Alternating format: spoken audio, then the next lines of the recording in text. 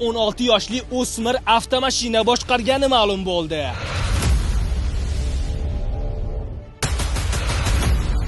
Men o'rib mashinani uydan olib chiqib ketdim. Haydash mumkin emasligini to'g'ri tushunmagandim. Bu ishlarga menga chora ko'rishdi.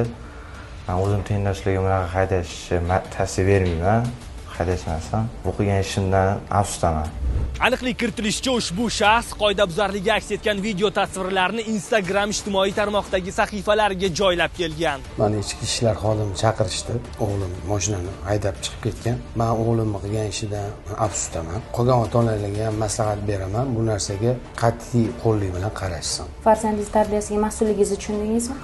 Mas'ulligimni tushuntirishdi, qaytarilmasligiga va'da beraman. Mazkur holat yuzasidan bola va uning otasi bilan profilaktik suhbatlar o'tkazildi. Qonunbuzarlikning oqibatlari tushuntirildi. Ma'muriy javobgarlik to'g'risida kodeksning tegishli moddalariga ko'ra bayonnoma rasmiylashtirildi. Shuningdek, voyaga yetmagan shaxsga avtomobil boshqarishga ruxsat bergani uchun uning otasiga ham qonun doirasida chora ko'rildi.